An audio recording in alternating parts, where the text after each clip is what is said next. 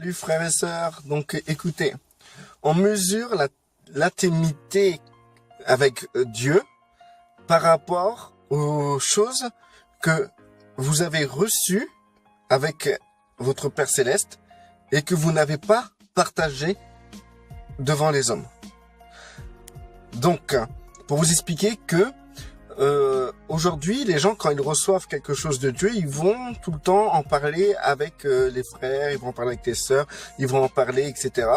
Pour des raisons quelconques. Mais majoritairement, la raison pour laquelle ils vont parler des choses que Dieu leur a données, c'est pour montrer devant les frères et sœurs qu'ils sont visités par Dieu et qu'ils sont quelqu'un entre les mains de Dieu. Donc ils vont souvent mettre en avant les révélations que Dieu leur donne pour que les hommes autour d'eux vont dire ah oui, lui vraiment c'est un favori de Dieu, oui Dieu l'aime beaucoup, oui bien sûr c'est un homme béni ou c'est une femme bénie, etc. Donc du coup le plus souvent lorsque nous parlons de ce que nous recevons de Dieu, c'est pour une raison égoïste ou pour témoigner. Donc souvent nous témoignons aussi pour une raison égoïste, mais c'est pas tout le temps pareil, c'est pas tout le temps le cas, puisque souvent le Seigneur met à cœur aux gens de témoigner, et là à partir de là c'est ce genre de témoignage, le témoignage roi, qui justement combat Satan, a vaincu Satan. C'est marqué qu'ils l'ont vaincu avec leur témoignage et le sang de l'agneau. Et donc du coup, si vous menez le témoignage avec l'agneau, à partir de là, c'est que vous êtes inspiré, donc vous témoignez et vous allez vaincre Satan par ce témoignage. Donc vous allez débloquer des choses pour en vis-à-vis des gens qui vont vous écouter. Donc c'est bénéfique et c'est quelque chose qui a été permise, autorisé par Dieu.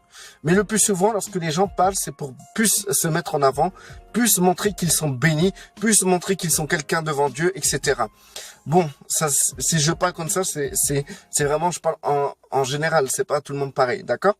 Donc du coup, aujourd'hui, nous avons une capacité de recevoir des choses de Dieu, mais cette intimité que nous avons comme privilège envers Dieu est bafouée par le fait que tout ce que Dieu nous dit, on va le répéter. On va le répéter aux gens. C'est comme par exemple une personne qui va vous parler, elle va vous parler de sa famille, des choses, etc. Et que vous-même, après avoir écouté cette personne, vous allez voir d'autres personnes et vous allez dire toute la conversation que vous avez reçue avec cette personne-là.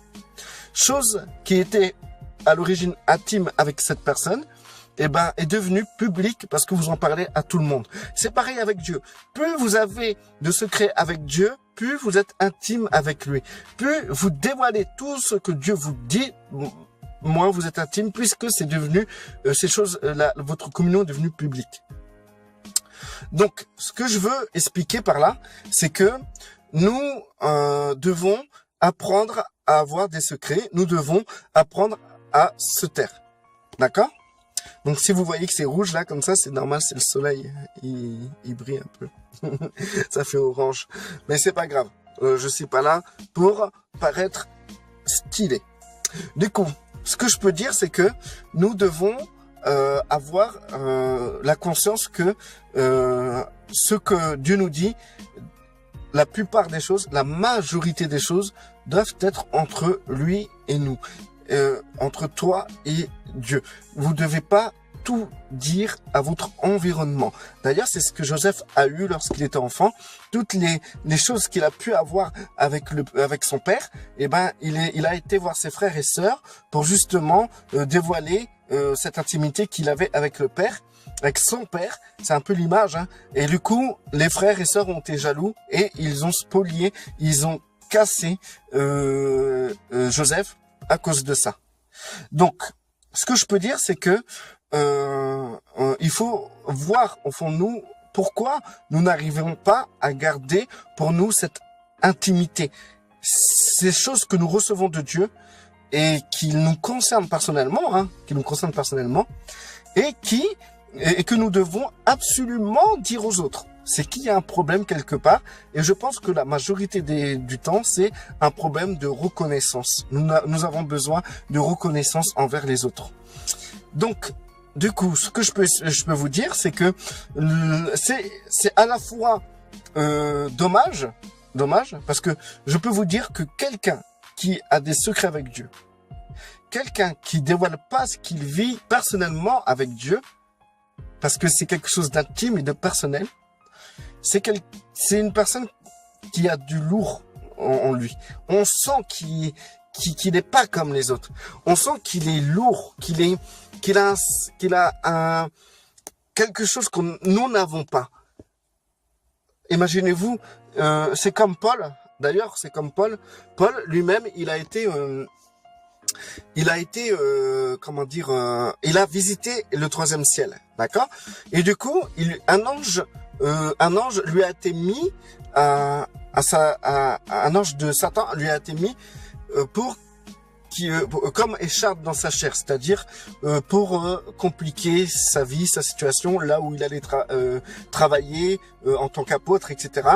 Et du coup, tout ce qu'il faisait commençait à partir en ruine. Et ça, c'était à cause de l'ange que Dieu a mis auprès de Paul. C'était pas une maladie, c'était un ange de Satan. C'était clair, hein, c'est écrit en noir et blanc, un ange de Satan. Je sais pas pourquoi dans les églises évangéliques ils disent que c'est une maladie. Non, c'est un ange de Satan qui lui a été mis à ses côtés et qui détruisait tout ce qu'il faisait et qui compliquait ce qu'il faisait. Donc c'est pour ça qu'après il dit qu'il a été fouetté, qu'il a reçu des coups de bâton, qu'il a été lapidé, qu'il a été mis en prison. C'est à cause de cet ange de Satan qu'il a vécu tout cela.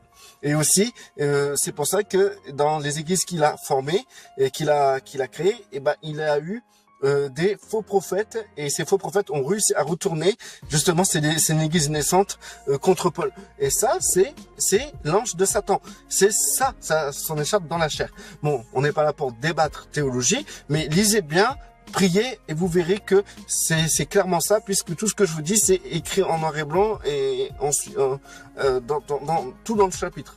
Donc du coup, cet ange, pourquoi Dieu a permis cet ange de Satan auprès de Paul? J'ai réfléchi pendant quelques minutes et je me suis dit, tiens donc, alors, et c'est à cause d'une expérience aussi que j'ai vécue qui m'a permis de comprendre cela, d'accord? Donc du coup, je vais parler un peu de mon expérience, c'est-à-dire que j'ai vécu un truc avec le Seigneur assez fort. Et du coup, j'ai commencé à en parler à des gens. Et ces gens l'ont retourné contre moi. C'est-à-dire qu'ils ont commencé à dire que je suis un sorcier et que je suis encore dans l'occultisme parce que les choses que j'ai pu voir n'étaient pas de Dieu. Et pourtant, c'est des frères et sœurs. Donc ils m'ont pris pour quelqu'un qui était possédé encore, qui avait des esprits. Et c'est à cause de moi. J'aurais dû garder ça. J'étais pas obligé de leur parler. J'ai voulu leur faire plaisir pour en parler. Et c'est vrai que lorsque j'en ai parlé, c'était pour me valoriser aussi, pour montrer que moi, j'étais quelqu'un aussi que le Seigneur bénissait. Et que j'étais quelqu'un que le Seigneur se servait. Donc, du coup, j'ai parlé de cette vision pour que les personnes soient convaincues quand même de ce que je disais, de ce que j'affirmais. Et du coup, je leur ai tendu un bâton qu'ils m'ont frappé avec et ça fait mal. Donc, du coup, j'ai réfléchi par rapport quand j'ai lu ce passage-là, c'est comme si Dieu me parlait. Et du coup, je peux comprendre que Paul, lui-même, se vantait de ces choses-là, parlait de ce qu'il a vu. Il disait sûrement, moi, j'étais au 3e ciel et j'ai vu cela, etc. Et il s'appuyait beaucoup sur ça partout où il pouvait prêcher. Et du coup, c'était comme une vantardise, comme quelque chose qu'il faisait, qu'il utilisait pour convaincre les autres qu'il était de Dieu, qu'il était vraiment de Dieu, puisqu'il a vu ces choses-là. Lorsqu'il parlait de l'Apocalypse, il parlait pas d'Apocalypse, mais il parlait des derniers temps, parce que Paul en parle dans Corinthiens, je pense que c'est 1 Corinthiens 15, il parle de la fin des temps, de la dernière trompette, au son de la dernière trompette, etc. Et écoutez, je pense les gens ne le croyaient pas, ils devaient appuyer sur ça, ils devaient dire, mais attendez, moi j'étais au 3e ciel et j'ai vu ça. Et d'ailleurs, on voit dans Thessaloniciens que Paul aussi parlait de l'Apocalypse, il parlait de la fin des temps, de l'enlèvement, etc. Et donc il devait dire, je l'ai vu, j'étais au ciel, pour convaincre les gens que c'est Dieu qui a vraiment parlé. De ce fait, nous pouvons rentrer dans cette pensée-là que Dieu a dit stop maintenant, stop. Et Paul l'a compris. Et c'est pour ça que dans Corinthiens, il dit clairement, je connais une personne, je ne sais si c'est dans son corps ou hors de son corps, qui a été jusqu'au 3e ciel. et qu'il a vu des choses qu'il n'est pas permis aux hommes d'entendre. Et après, il parle qu'un ange de Satan lui a été mis à ses côtés pour pas qu'il s'enorgueillisse. Donc, Paul c'est enorgueilli de ces révélations. Et donc, du coup, le Père a dû mettre une halte, dire stop, Paul, on arrête là maintenant, stop. Tiens, un petit ange de Satan à tes côtés, ça va te calmer, hein, comme ça. L'orgueil, ben, tu pourras l'évacuer à travers les coups de fouet, à travers la lapidation, et aussi à travers la prison, et à travers tous ceux qui vont te rejeter à cause des faux prophètes qui vont être établis dans les églises que tu as construites. En mon nom. Donc du coup, c'est là qu'il faut comprendre que Paul aurait dû garder ça pour lui, puisque les choses qu'il a vues n'ont pas été révélées dans la Bible. Il a pu expliquer quelques détails sur la fin des temps, sur l'enlèvement, etc. Sur l'avènement plutôt, hein, l'enlèvement. L'avènement est une conséquence de l'enlèvement. Non, l'enlèvement est une conséquence de l'avènement. D'accord?